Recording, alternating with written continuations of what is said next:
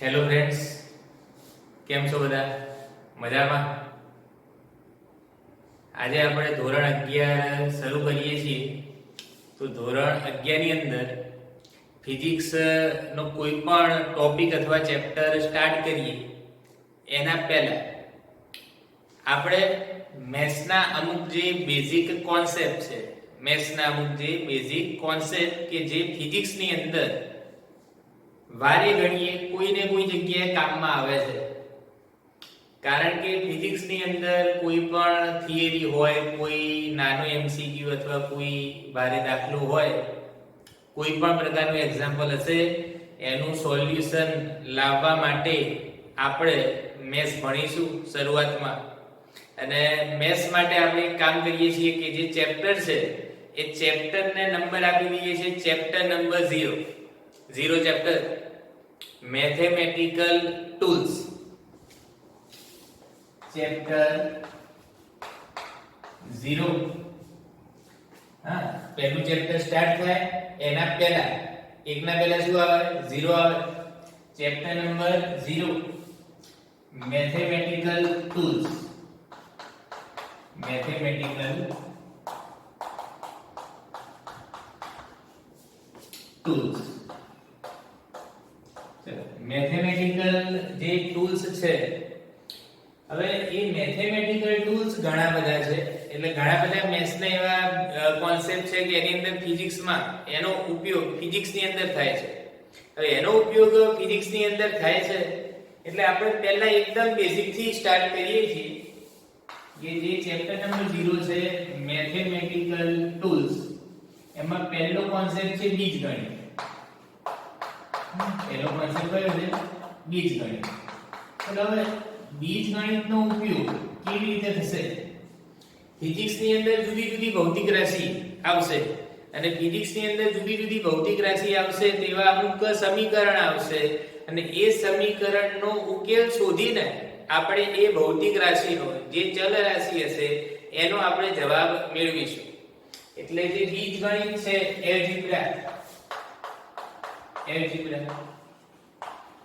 એ બીજગણિતની અંદર આપણે કોઈ જુદી જુદી ભૌતિક રાશિઓ આપેલી હશે. એ જુદી જુદી ભૌતિક રાશિ એટલે આપણે એવું કહી શકીએ કે અજ્ઞાત કિંમત. અજ્ઞાત કિંમત.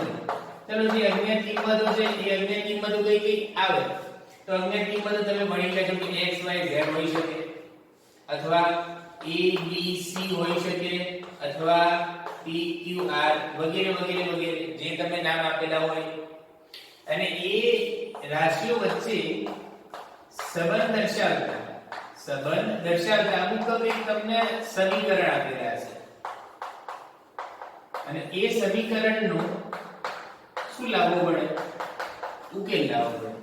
ઉકેલ એને સોલ્વ કરવા પડે. હવે અજ્ઞાત કિંમતો ધારી લો કે એક જ અજ્ઞાત કિંમત છે. અહીંયા હું લખું છું, એક જ અજ્ઞાત કિંમત છે. હવે એક જ અજ્ઞાત કિંમત હોય તો એક જ અજ્ઞાત કિંમત માટે ઓછામાં ઓછું એક સમીકરણ હોય તો આપણે એ જવાબ મેળવી લઈએ. હવે એક જ સમીકરણ હોય તો એક સમીકરણ લખી દઉં કે 2x 3 0. આવું એક સમીકરણ આપી દીધું છે. જો x y z કે a b c કે p q r એ શું છે? તો એ ભૌતિક રાશિ હશે ફિઝિક્સની અંદર.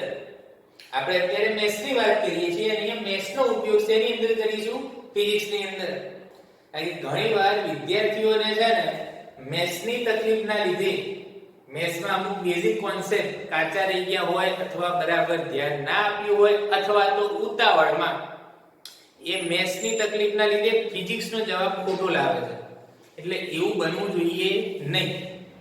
અને એક અજ્ઞાત કિંમત છે અને એક જ સમીકરણ છે 2x 3 0. તો આપણે આવું લખી શકીએ કે 2x -3 +3 પેલી બાજુ જશે અને x શું આવશે? -3/2. તો આ આન્સર આવી ગયો. x -3/2 સિમ્પલ છે. હવે ધારી લો કે બે અજ્ઞાત છે. ચલો, બે અજ્ઞાત એટલે x અને y. x અને શું આવશે? y. x અને y છે તો એમાં ઓછામાં ઓછા બે સમીકરણ આપેલા હોવા જોઈએ.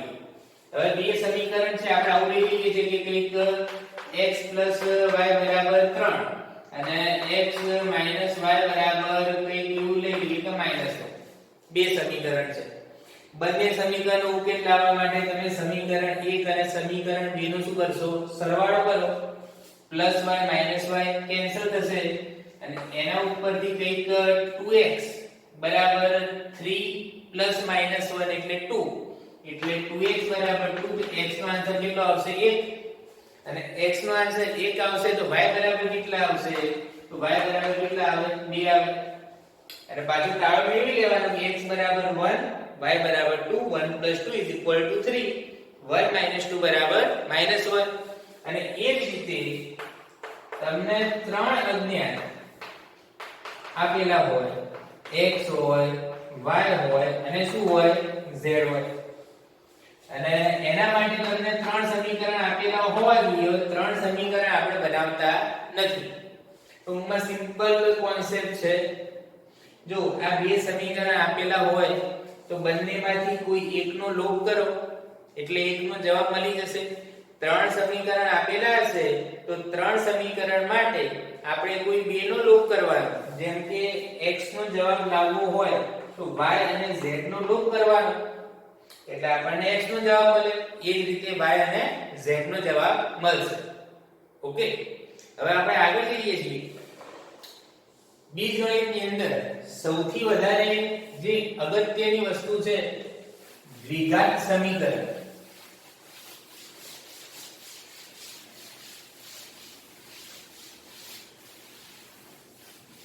જો દ્વિઘાત સમીકરણ અહીં હું ટાઇટલ આપી દઉં છું.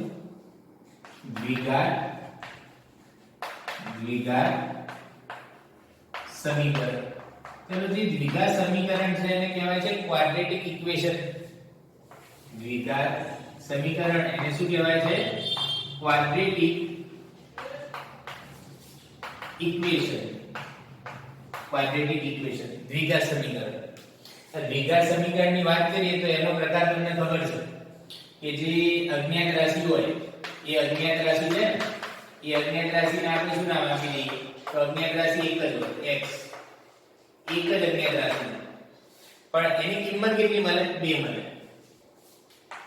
હા, એના કેટલા ઉકેલ મળશે? આપણને 2 ઉકેલ મળશે. એક જ અજ્ઞાત રાશિ છે અને ઉકેલ કેટલા મળશે? 2 મળશે.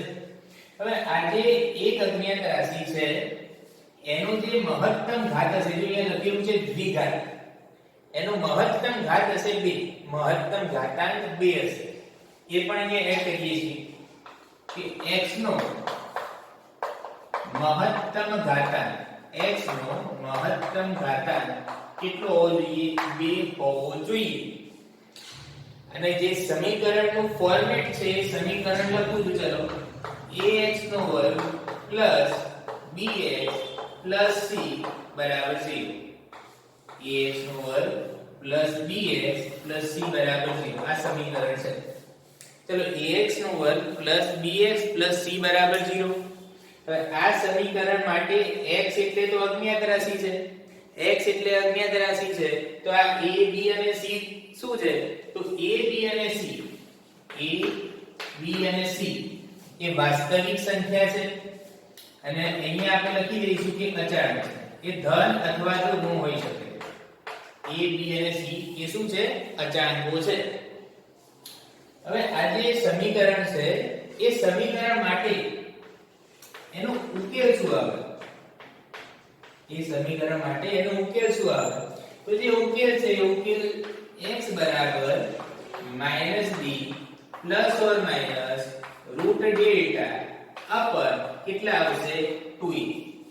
x બરાબર -b plus or minus root delta upon કેટલા આવશે? 2a આવશે. ચલો, x બરાબર -b plus or minus root delta upon 2a. a એટલે શું? તો a એટલે x વર્ગનો સહગુણક પ્લસ માઈનસ હોય. b એટલે શું? તો x નો સહગુણક. અને c એટલે જેની જોડે x ગુણાયેલો નથી એ. અને આ જે x છે એમાં અહીંયા ડેલ્ટા આવે છે તો ડેલ્ટા એટલે શું? તો અહીંયા લખી દઈએ આપણે કે જ્યાં ડેલ્ટા બરાબર આવશે b² - 4ac ડેલ્ટા બરાબર b² - 4ac અને જે ડેલ્ટાની કિંમત છે વાસ્તવિક ઉકેલ માટે ડેલ્ટાની કિંમત કેવી હોવી જોઈએ? ધન. ડેલ્ટા ઓલવેઝ ગ્રેટર ધેન 0 અથવા ઇક્વલ ટુ 0 હોઈ શકે એ પછી આપણે જોઈએ છીએ. અને આ જે સમીકરણનો ઉકેલ આપણને મળે છે એમાં આપણે બે ઉકેલ લખી શકીએ. કેટલા ઉકેલ લખીએ? બે ઉકેલ. જો અહીંયા લખેલું છે બે ઉકેલ. બે ઉકેલમાં એકને હું નામ આપ્યું x1 તો x1 બરાબર શું લખાય? -b plus root delta upon 2a અને બીજો જે ઉકેલ છે x2 તો x2 એટલે -b ચલો પ્લસ લઈ લીધું છે તો હવે માઈનસ આવશે માઈનસ માં રૂટ ડેલ્ટા અપન કેટલા આવશે 2a આ x1 અને x2 છે શું છે x1 અને x2 છે અને આ જે બે ઉકેલ મળે છે એ બે ઉકેલ માટે યાદ રાખવાનું કે બંને ઉકેલ માટે એમનો ગુણાકાર x1 * x2 બંનેનો ગુણાકાર કેટલો થશે c / a અને બંનેનો જે સરવાળો છે એ બંનેનો સરવાળો કેટલો થશે તો x1 + x2 બરાબર આવશે -b / a આ પણ કામમાં આવે છે ડેલ્ટાની કિંમત કેવી હોવી જોઈએ ધન જો ડેલ્ટાની કિંમત ધન છે એ 0 નથી તો x1 અને x2 અહીંયા લખું છું જો ડેલ્ટાની કિંમત is not equal to 0 એટલે કે ડેલ્ટાની કિંમત કેવી છે ધન છે ડેલ્ટાની કિંમત ધન છે delta is not equal to 0 છે તો એના માટે તમને બે જુદા જુદા ઉકેલ મળે x1 is not equal to x2 અને જો ડેલ્ટાની કિંમત 0 હશે તો અહીંયા ડેલ્ટા જતા રહેશે તો x નો જવાબ એક જ મળશે એટલે આપણને ઉકેલમાં મળે કે x1 અને x2 સરખા છે અને એ કેટલા મળશે તો એ મળશે -b / 2a એ કેટલા મળશે -b / 2a એટલે આ દ્વિઘાત સમીકરણનું બેઝિક છે અને આ જે દ્વિઘાત સમીકરણનું બેઝિક છે એની અંદર આપણે એક ફિઝિક્સનું ઉદાહરણ લઈ લઈએ કે ફિઝિક્સના કયા પ્રકારના પ્રશ્નોની અંદર આ દ્વિઘાત સમીકરણ કામમાં આવે છે એટલે આ પોઝ કરીને નોટ કરો હું સમીકરણ અને એનો ઉકેલ રાખું છું આ બાજુ જો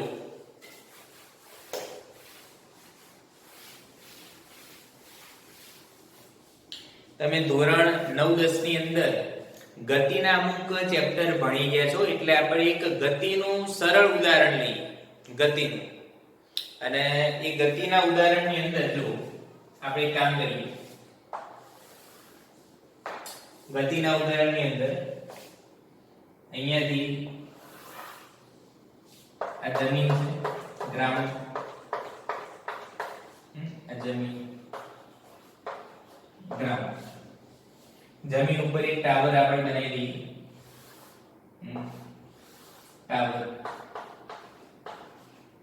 આ ટાવર બનાવી દઈએ ટાવરની ઊંચાઈ કેટલી છે તો ટાવરની ઊંચાઈ અહીંયા બતાવી દઈએ જો ટાવરની ઊંચાઈ આ છે હું લખી દઉં છું 10 મીટર 10 મીટર એટલે આ તો નાનું ટાવર થઈ ઊંચું ટાવર બનાવીએ ઊંચા ટાવરમાં આપણે લખી દઈએ 40 મીટર તો આપણે ક્યાં બનાવવું 40 મીટરનું ટાવર લીધું 40 મીટરના ટાવર એની ઉપર એક તોફાની હવે તોફાની બાળક ઉભો છે તોફાની છોકરો ઉભો છે તમારે જેવું છે તોફાની છોકરો ઉભો છે અહીંયા ઉભો છે જો આમ અથવા કંઈક આ રીતે આપણે વિચારીએ છીએ તોફાની છોકરો કારણ કે ટાવરની કમ્પેરિઝનમાં તો એ નાનો જ આવશે ને ટીન છોકરો અને બીજું ચલો એ છોકરો છે ને એ છોકરાને કંઈક નામ આપી દઈએ એ અને બીજો એક છોકરો અહીંયા ઉભો છે તળિયે જમીન ઉપર એ છોકરાનું નામ શું આપી દઈએ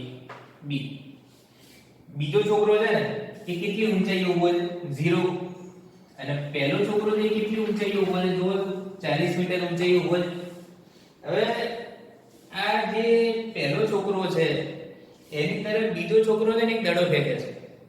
હવે દડો ફેંકે છે એટલે દડો કંઈક આ રીતે આપણે બતાવી દીધું.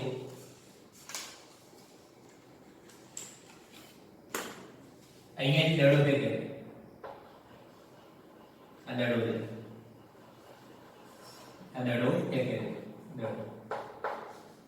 દડો ફેંકે છે એ તરફ ઉપર ઉર્ધ્વ દિશામાં. આ દડો ઉર્ધ્વ દિશામાં ફેંકે છે. તમે ફિઝિક્સ ભણી ગયા છો 9-10 ની અંદર, એની કોન્સેપ્ટ ઉપયોગ કરી દડો ઉર્ધ્વ દિશામાં ઉપર જશે. ઉપર ગયા પછી જેમ જેમ ઉપર જશે એમ એમ એનો વેગ ઘટશે. ઉપર ગયા પછી એક ટાઈમ એવો આવશે કે એ સ્થિર થઈ જશે, એનો વેગ ઘટીને કેવો થઈ જશે? 0 થઈ જશે. અને ત્યાંથી પાછો રિટર્નમાં આવશે નીચે. ત્યાંથી પાછો રિટર્નમાં ક્યાં આવશે? નીચે આવશે. રિટર્નમાં નીચે આવે એટલે અહીંયાથી આપણે બતાવી દઈએ છીએ બાજુમાં કે દડો ક્યાં આવે છે? નીચે આવે છે. તો આ રીતે દડો નીચે આવશે અને આવશે કોની પાસે? પાછું બી ની પાસે જ આવશે. હવે કોઈ તમને એવો પ્રશ્ન પૂછે કે એ ની પાસેથી, એટલે આ જે ટાવરની ટોચ છે એ ટોચની પાસેથી આ દડો કયા કયા સમયે પસાર થયો હશે? ટોચની પાસેથી આ દડો કયા કયા સમયે પસાર થયો હશે? હવે દડો જો 2 વાર પસાર થાય છે. કેટલી વાર પસાર થાય છે? 2 વાર. પહેલા અહીંયા હું ટાઈમ આપી દઉં t1 ઉપર જતી વખતે, અને ઉપરથી પાછું નીચે આવે છે એટલે અહીંયા. બીજી રીતે એવું લખી શકાય કે દડો કયા કયા સમયે 40 મીટરની ઊંચાઈએ પહોંચશે? દડો કયા કયા સમયે 40 મીટરની ઊંચાઈએ પહોંચશે? એટલે અહીંયા t1 છે અને અહીંયા શું આવશે? t2 આવશે. એટલે અહીંયા જો હું રકમ હવે લખું છું આ એક્ઝામ્પલ ની અંદર. દડો કયા કયા સમયે, દડો કયા કયા સમયે કોની પાસેથી પસાર થશે? એ પાસેથી પસાર થશે. એ પાસેથી પસાર થશે. એ પાસેથી પસાર થશે એટલે કે કેટલી ઊંચાઈએ પહોંચશે? 40 મીટર. એટલે અહીંયા સમયની કેટલી કિંમત આવશે? 2 કિંમત આવશે. ઉદાહરણ તરીકે જે ગતિના સમીકરણ છે એ ગતિના સમીકરણ મૂક્યા પછી આપણે બહુ સહેલું ઉદાહરણ લઈએ. તમને એક સમીકરણ આવું મળે છે કે t² - 5t + 6 = 0. અને આવું જે સમીકરણ મળે છે એ સમીકરણનો ઉકેલ લાવવાનો છે.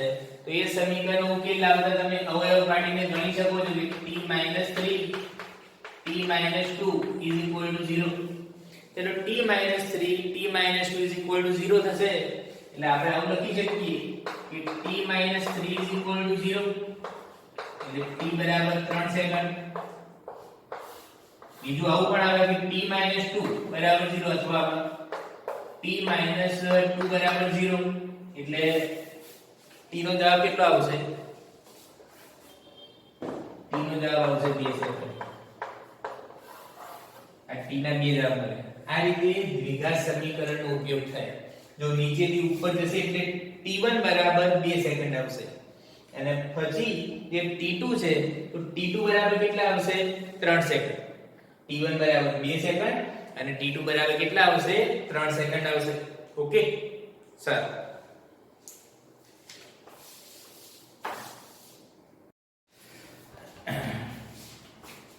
અને દ્વિઘાત સમીકરણનો ઉકેલ લાવવા માટે અમુક એક્ઝામ્પલ આપું છું એ તમારે જાતે સોલ્વ કરવાના છે, કોઈની મદદ વગર જાતે સોલ્વ કરવાના છે. Just four practice. ફિઝિક્સની અંદર મેથ્સના લીધે તકલીફ રહેવી જોઈએ નહીં. આ બેઝિક છે, પાયો છે, એ આપણે પાક્કો કરીશું અને પછી જ આગળ વધીશું. એટલે જે ઉદાહરણ છે ઉદાહરણ લખું છું. જે અમુક એક્ઝામ્પલ છે. પહેલું છે કે t² - 5t + 6 એ તો આવ્યું છે. એટલે પહેલું ઉદાહરણ છે 2t² - 6t minus t minus 3 is equal to 0.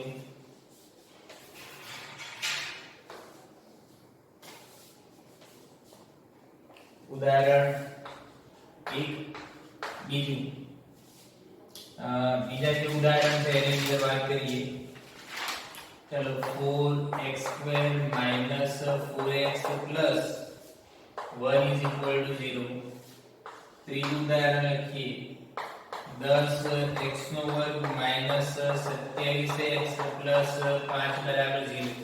તમે ડેલ્ટાની રીતે ગણી શકો છો અથવા ડાયરેક્ટ અવયવ પાડીને પણ ગણી શકો છો, પણ કેલ્ક્યુલેટરનો ઉપયોગ કરવાનો નથી, મોઢે ગણતરી કરવાની છે. બરાબર ધ્યાનથી સાંભળો વિદ્યાર્થી મિત્રો, જો તમે કેલ્ક્યુલેટરનો ઉપયોગ વધારે કરશો તો મગજ એ આરામના મોડ ઉપર જતું રહેશે, અને મગજ જેમ જેમ આરામના મોડ ઉપર જતું રહેશે એમ એમ તમારા મગજની જે કાર્યક્ષમતા છે એમાં ઘટાડો થશે, અને આપણે આપણા મગજની કાર્યક્ષમતા વધારવાની છે, ઘટાડવાની નથી. એટલે આ ઉદાહરણ જે લખું છું બધા 4 ચલો 6x નો વર્ગ minus 13x plus 6 બરાબર 0. ચલો 5 3 alpha square plus 2 alpha minus 1 બરાબર 0. 6 x નો વર્ગ minus 18x plus 45 બરાબર 0. ચલો નંબર 7 x નો વર્ગ minus 3x plus minus 10 બરાબર 0. નંબર 8 આઠમા નંબરની અંદર x નો વર્ગ પ્લસ 0.9x પ્લસ 0.36 બરાબર 0. 9 નંબર 9 ની અંદર x નો વર્ગ પ્લસ 7x minus 1 બરાબર 0. અને 10મા નંબરની અંદર x નો વર્ગ પ્લસ 4x minus 36 બરાબર કેટલા આવશે? 0 આવશે. એટલે 10 નો જવાબ છે એ મને તમે સેન્ડ કરજો. ઓકે,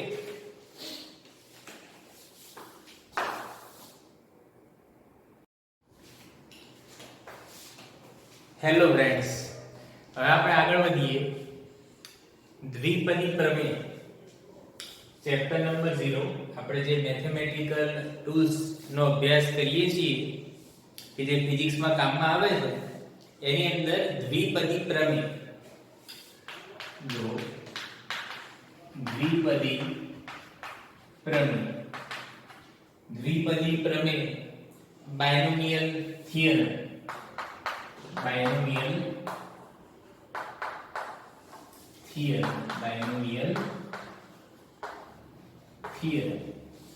હવે દ્વિપદી પ્રમેયનું આખું ચેપ્ટર છે એ મેથ્સની અંદર છે, પણ આપણે જે ઉપયોગ કરવાનો છે એ ઉપયોગ કેવી રીતે કરવાનો છે તો જરા સમજી લો.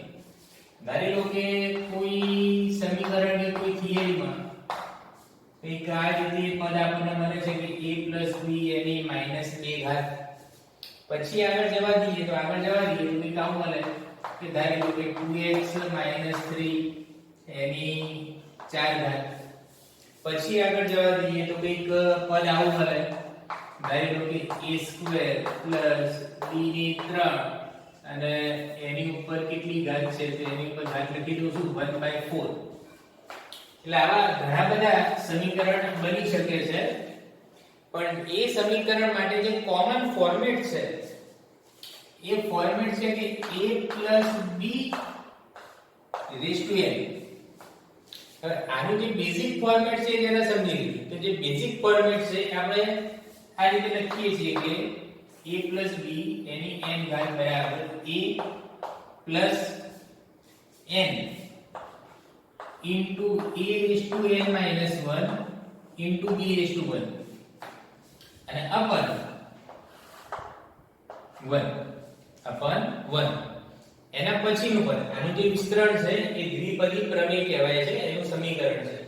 અને પ્લસ કરીને આગળ જવા દઈએ તો આગળના સમીકરણમાં n into n - 1 a any n-2 b એની 2 અને ભાગાકારમાં અહીંયા જે 1 છે અહીંયા આવશે 2/1. આ જ રીતે વિસ્તરણ આગળ વધતું રહેશે. આના પછીનું પદ જો લખવું હોય તો આવશે n into n minus 1 into n minus 2 a raised to n minus 3 b raised to 3 upon 3 into 2 into 1 એટલે n so on. આના પછી અને આપણે એક કામ કરીશું. આપણે જે દ્વિપદી પ્રમેયનો ઉપયોગ કરીશું ફિઝિક્સની અંદર એની અંદર સન્નિકટતાનો ઉપયોગ કરીશું. એપ્રોક્સિમેશનનો ઉપયોગ કરીશું. શેનો? એપ્રોક્સિમેશનનો, સન્નિકટતાનો.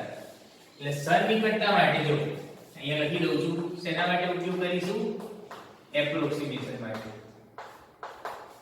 એટલે આ જે પહેલા બે પદો છે એ બંને પદો સિવાય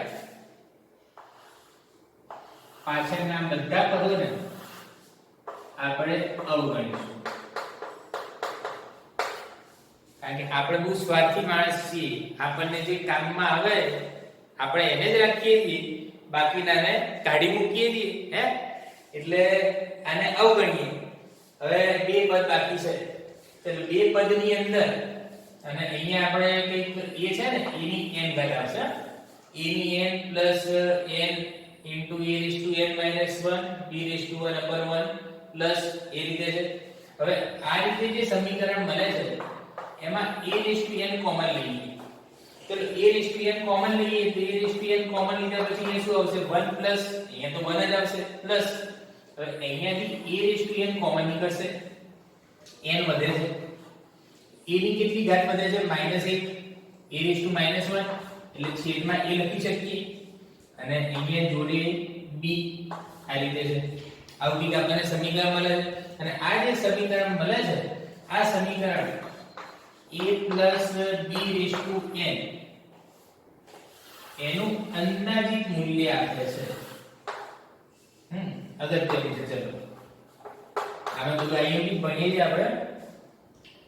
IMP કહીએ એટલે થોડું ભાર પડે.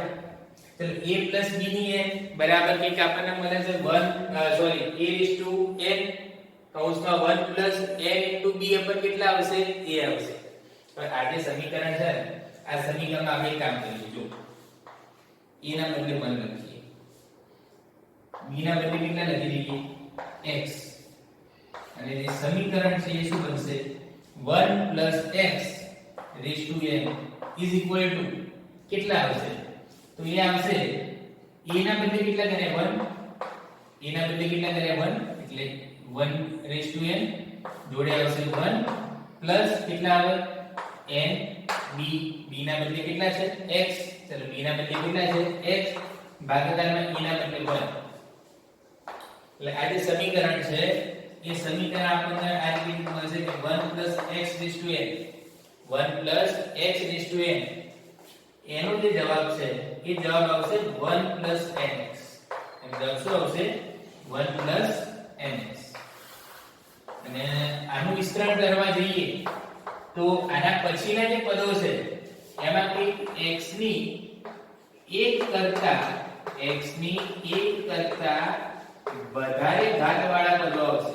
વધારે ઘાતવાળા પદો આવશે. અને x ની 1 કરતા વધારે ઘાતવાળા પદો આવશે તો ફરી આપણે સ્વાર્થી છીએ એકદમ એ બધાને શું કરવાનું? અવગણવાનું. પણ આના માટે એક કન્ડિશન યાદ રાખવાની કે ક્યારે x ની 1 કરતા વધારે ઘાતવાળા પદોને અવગણી શકાય.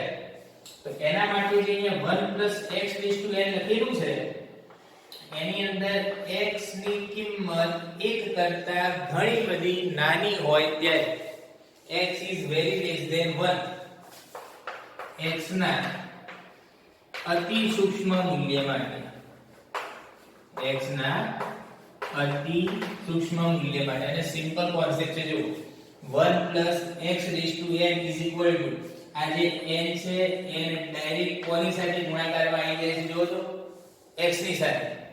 એટલે 1 plus x raised to n છે કદાચ આવું હોય કે 1 પ્લસ ના બદલે માઈનસ હોય 1 minus x raised to n તો આ રીતે પણ આવી શકે છે કે એની એપ્રોક્સિમેશન છે એટલે આપણે આ રીતે લખીશું એપ્રોક્સિમેશન માટે ઇક્વલ ટુ ની નિશાની અને આ જે નિયર ઇક્વલ ટુ આપણે લખીએ 1 - x raised to n is equal to 1 minus કેટલા આવશે nx આ બંને અગત્યના સમીકરણ છે 1 અને 2 બંને આપણે સમજીશું એટલે આ નોટ કરો પછી આગળ છે ને અમુક ફિઝિક્સના ઉદાહરણ લઈએ છીએ કે કેવી રીતે આ કોન્સેપ્ટ કામમાં આવે છે basic concept 1 + x raised to n is equal to ઘાતને આગળ x ની સાથે ગુણી નાખવાની ખ્યાલ આવે અને x ની કિંમત પ્લસ હોય માઈનસ હોય ચાલે અહીંયા 1 પ્લસ છે માઈનસ છે ચાલે n ની કિંમત એ પ્લસ માઈનસ હોઈ શકે છે અહીંયા લખ્યું પ્રમાણે જો અહીંયા -2 4 x જે ઘાત છે એ ઘાતની કિંમત પ્લસ માઈનસ હોઈ શકે છે બરાબર છે એટલે આના ઉદાહરણ સમજવાના છે હા 1 + x raised to n માટે ફિઝિક્સ ની અંદર કેવી રીતે ઉપયોગ થાય છે એ જરા સમજી લઈએ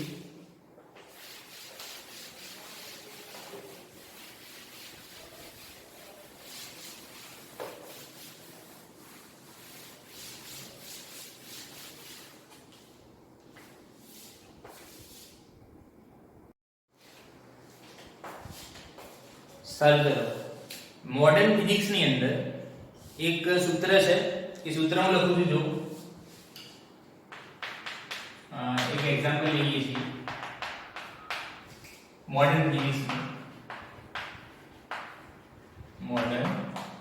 ફિઝિક્સ એમાં કોઈ ઇક્વેશન આવે છે ઇક્વેશન ની આ રીતે આવે છે કે m = m0 upon √ 1 - v²/c².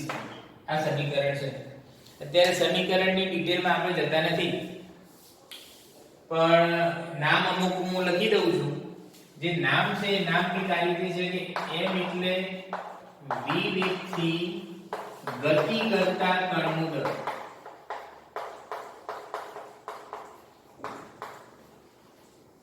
m બરાબર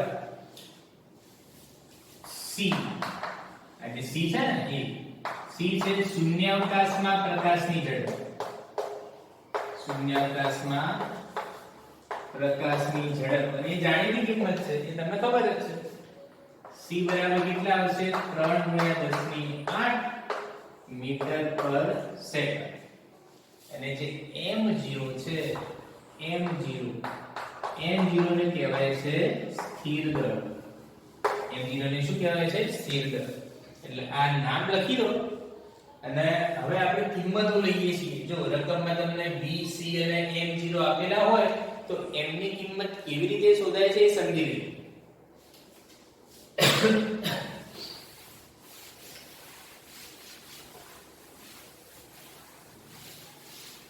જો જે કિંમતો છે એક આ પ્રકારની કિંમતો છે v બરાબર v ની જે કિંમત છે એ છે 3 × 10⁷ મીટર/સેકન્ડ c ની કિંમત તો ખબર જ છે 3 × 10⁸ મીટર/સેકન્ડ અને જે m0 છે સ્થિર દળ m0 આ જે છે ને એ m0 ની કિંમત છે 10 કિલોગ્રામ આ ત્રણ કિંમતો છે આપણે આને સોલ્વ કરીએ જવાબ લઈએ તો જવાબની અંદર બરાબર ધ્યાન આપજો કે m બરાબર m0 છે 10 upon √ 1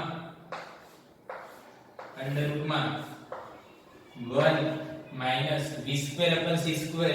ચલો v ની જે કિંમત છે v ની કિંમત કેટલી છે તો 3 × 10⁷ એનો સ્ક્વેર કરીએ એટલે ડાયરેક્ટ નથી લખવું આપણે બંનેનો સ્ક્વેર છે એટલે આ રીતે લખી શકીએ 3 × 10⁷ ભાગાકારમાં 3 × 10⁸ અને એનો સ્ક્વેર બરાબર v²/c² એટલે બંનેનો હોલ સ્ક્વેર મેં લખેલો છે હવે તમે જો કે 3 3 કેન્સલ અહીંયા 10⁷ અહીંયા શું છે 10⁸ છે એટલે 1/10 આવશે જો લખું બરાબર કરીને 10 ભાગાકારમાં ચલો અંડર રૂટ ની અંદર 1 માઈનસ 3 કેન્સલ થઈ ગયું 10 ની 7 ભાગ્યા 10 ની 8 એટલે 1 ભાગ્યા 10 1/10 એનો સ્ક્વેર છે એટલે એનો સ્ક્વેર કરશો એટલે 100 100 10 ભાગ્યા વર્ગમૂળમાં 1 માઈનસ 1 ભાગ્યા 100 હવે આની કિંમત કેવી રીતે શોધાય કેલ્ક્યુલેટર વગર દ્વિપદી પ્રમેયનો ઉપયોગ કરીએ હવે આ જે છેદમાં છે પદ એ છેદનો જવાબ અહીંયા લખું અંડરરૂટ છે એટલે આપણે આવું લખી શકીએ 1 માઈનસ કંઈક 1/100 અંડરરૂટ એની કેટલી ઘાત 1/2 એની કેટલી ઘાત 1/2 હવે તમે વિચારો આપણે દ્વિપદી પ્રમેયમાં શું ભણી ગયા છીએ જો દ્વિપદી પ્રમેયની અંદર કંઈક જે સમીકરણ છે સમીકરણ અહીંયા લખી દઉં છું સાઈડમાં જો એ સાઈડમાં સમીકરણ લખું છું કે 1 + x raised to n = 1 + કેટલા આવશે nx આ રીતે આવશે એટલે આનો ઉપયોગ કરવા માટે સિમ્પલ કોન્સેપ્ટ છે કે આ કિંમત આગળ લઈ ઘાત છે ને એ આગળ ગુણાકારમાં લઈ તો ઘાત ગુણાકારમાં લઈ કે એના માટે કન્ડિશન કે x ની કિંમત એ કરતા ઘણી બધી ઓછી હોવી જોઈએ તો અહીંયા પણ જો x ની કિંમત કેટલી છે 1/100 0.01 એટલે 1 કરતા કિંમત ઘણી બધી ઓછી થઈ ગઈ એટલે તમે આ સમીકરણનો ઉપયોગ કરી શકો તો આ સમીકરણનો ઉપયોગ કરવા જાય એટલે કે આ રીતે મળે આપણને કે 1 માઈનસ ચલો 1/2 ઇન્ટુ 1/2 કેટલા આવશે 100 આવશે આના બરાબર આ ઘાત આગળ લઈ દીધી ગુણાકારમાં ઘાત જતી રહી હવે આનું તમે સાદું રૂપ આપવા જાઓ ચલો સાદું રૂપ આપી દઈએ કે 1 માઈનસ 1/200 આ રીતે કેટલા આવશે અને 200 માઈનસ 1 એટલે 199/200 હવે આ જે જવાબ છે ને એ જવાબ શેમાં આવશે છેદમાં આવશે તો છેદમાં 199 આવશે એટલે પાછી ગણતરી ભારે થશે તો તમે કોન્સેપ્ટ સમજો એ કોન્સેપ્ટ ની અંદર આપણે આવું પણ કરી શકીએ કે જે વર્ગમૂળ વાળું પદ છે ને એને ઉપર લઈ લો ને અંશમાં તો છેદમાં રાખીએ તો 1/2 પ્લસ આવશે પણ અંશમાં લઈ લઈએ તો ઘાત કેવી થઈ જશે માઈનસ 1/2 ઘાત કેવી થઈ જશે માઈનસ માં 1/2 એટલે અહીંયા જો 1 માઈનસ 1/100 અને એની ઉપર પાછી માઈનસ 1/2 એમ હવે આપણે જે આ સમીકરણ બનાવ્યું એની અંદર આ જે 1 માઈનસ 1/100 એની માઈનસ 1/2 છે એની કિંમત શોધીએ જો સમજો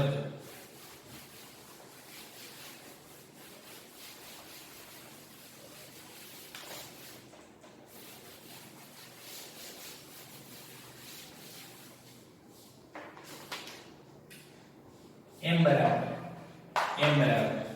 10 એમને એમ જ હવે અહીંયા જે આ છે ને પ્રકારની પદ એ પદ માટે શું કરવાનું 1 minus x raised to n તો એનું સાદું રૂપ શું અપાય approximation binomial approximation is nearly equal to 1 minus શું આવશે nx તો અહીંયાથી 1 માઈનસ nx આવશે એના માટે આપણે આવું લખી શકીએ ને કે m બરાબર 10 1 માઈનસ આ માઈનસ છે ઘાત આગળ લઈ લેવાની ઘાતને કૂદકો મારે આગળ લઈ લેવી ચલો ઘાત આગળ લઈ લેવી માઈનસ 1/2 અને જોડે 1/100 જોડે શું છે 1/100 હવે ઘાત જતી રહી અને આનું સાદું રૂપ આપીએ એટલે સાદા રૂપમાં શું આવશે અહીંયા 10 છે ઓકે ચલો 1 માઈનસ માઈનસ પ્લસ અહીંયા અંશમાં 1 અને છેદમાં 2 ગુણ્યા 100 એટલે 200 ચલો ફરીથી એનું સાદું રૂપ આપવાનો પ્રયત્ન કરીએ અહીંયા 10 આવશે અહીંયા આવશે 201 ભાગે કેટલા આવશે 200 આવશે અને હજી ડિટેલમાં જઈએ તો જો કે આ જે પદ છે ઉપર આવશે 2010 201 ગુણ્યા 10 2010 ભાગ્યા 200 ભાગે કેટલા 200 એટલે ચલો અહીંયા કંઈક આપણે સાદા રૂપમાં આવું લખી શકીએ કે 0 0 કેન્સલ થાય અને 201 ભાગ્યા 2 કરીએ એટલે કંઈક આવશે 201 છે ને એટલે 100.5 અને ભાગ્યા બીજા 10 હજી બાકી છે, એટલે જે જવાબ આવશે 10.05 એમનો જવાબ કિલોગ્રામની અંદર. એટલે એક્ઝેક્ટ વેલ્યુ નથી, એપ્રોક્સિમેશન વાળી વેલ્યુ છે, એટલે આપણે લખવું તો નિયરલી ઇક્વલ્સ ટુ લખી શકીએ આ રીતે. બરાબર છે? એક આ ઉદાહરણ છે, તમે કેલ્ક્યુલેટરથી પણ ગણી શકો છો કે છેદમાં રાખી હોય તો કિંમત કેવી રીતે આવશે, જવાબ કેવી રીતે આવશે. કેલ્ક્યુલેટરનો ઉપયોગ કરીને તમે જવાબ ચેક કરી શકો છો. પહેલેથી કેલ્ક્યુલેટરને તૂટી નહીં પડવાનું, કારણ કે JEE અને નીટની એક્ઝામની અંદર કેલ્ક્યુલેટરનો યુઝ કરવાનો હોતો નથી. બરાબર છે? બીજું એક ઉદાહરણ લઈએ, સહેલું ઉદાહરણ.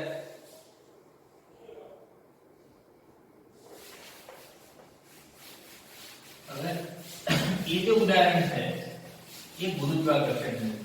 એ ઉદાહરણ છે એ ગુરુત્વાકર્ષણ. જો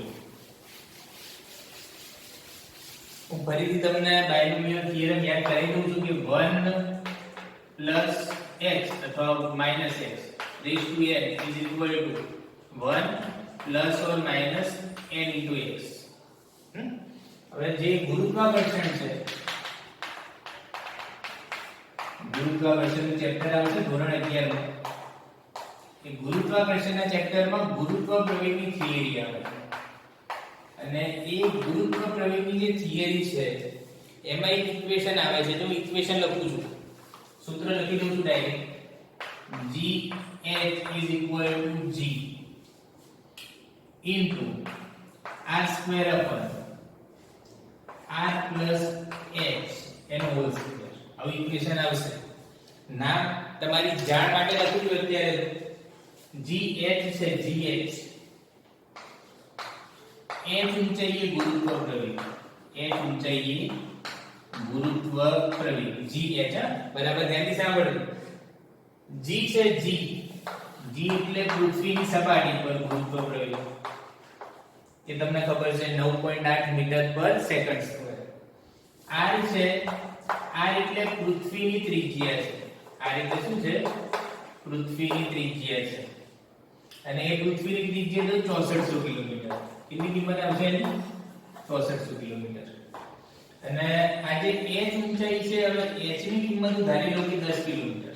હવે તમે સમજો, h ની કિંમત 10 કિલોમીટર તમને રકમ આપી, અને r બરાબર કેટલા છે? 6400 કિલોમીટર છે. એટલે એક કોન્સેપ્ટ તો ક્લિયર થઈ ગયો કે h ની કિંમત એ r કરતા ઘણી બધી નાની છે. h is very less than r. એક કેસમાં h ની કિંમત r કરતા ઘણી બધી ઓછી હોય એવા કિસ્સામાં સમીકરણ શું આવશે? એ સમીકરણ બનાવવાનો પ્રયત્ન કરીએ. જો gh બરાબર g into r square upon r plus h નો હોલ સ્ક્વેર છે, એનું આ રીતે લખી શકું છું. બરાબર ધ્યાનથી સાંભળો. g upon અંશ છે એટલે છેદના છેદમાં હું એને લખી શકું છું આ રીતે, છેદના છેદમાં. અને આ જે છેદ છે ને એનો કંઈક આ રીતે લખી શકું છું. g r સ્ક્વેર ને r plus h એનો હોલ સ્ક્વેર એની અંદર નાખી દઈએ તો આ રીતે લખી શકાય r by r plus h by r એનો સ્ક્વેર. એટલે r છેદમાંથી કોમન લઈએ તો પાછો r સ્ક્વેર થઈ જશે. હવે તમે જુઓ કે અહીંયા આપણને પદ મળે છે g upon, ચલો કૌંસમાં છેદમાં એટલે 1 plus r cancel, 1 plus h by r એનો શું આવશે? Whole square. એટલે આનું સાદું રૂપ આપીએ એટલે gh is equal to g. આ છેદમાંથી અંશમાં લઈ લઈએ તો અંશમાં લઈ લઈએ તો જે ઘાત છે એ ઘાત કેવી થઈ જશે? માઈનસ થઈ જશે. એટલે 1 plus h upon r એનો જે સ્ક્વેર છે પ્લસ 2 ઘાત છેદમાં અંશમાંથી કે થઈ જશે -2. અને પાછું એની જ કોન્સેપ્ટ કે 1 plus or minus x raised to n is equal to 1 plus or minus nx. પણ આ જે x ની કિંમત છે એ x ની કિંમત 1 કરતા ઘણી બધી કેવી હોવી જોઈએ? ઓછી હોવી જોઈએ. અહીંયા પણ જો કે h ની કિંમત r કરતા ઘણી બધી ઓછી છે, એટલે આ જે h by r છે એની કિંમત તો 1 કરતા ઘણી બધી નાની થઈ જવાની.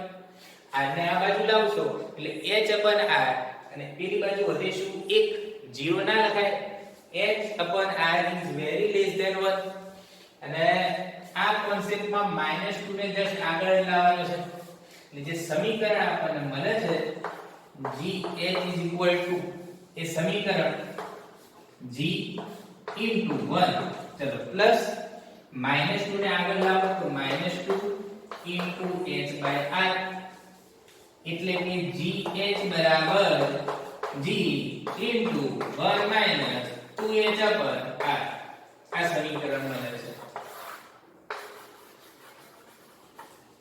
બરાબર છે અને આના પછી હું તમને એક કે બે ઉદાહરણ આપું છું એની કિંમત તમારે શોધવાની રહેશે જાતે એટલે દ્વિપદી પ્રમેય પાકો થઈ જાય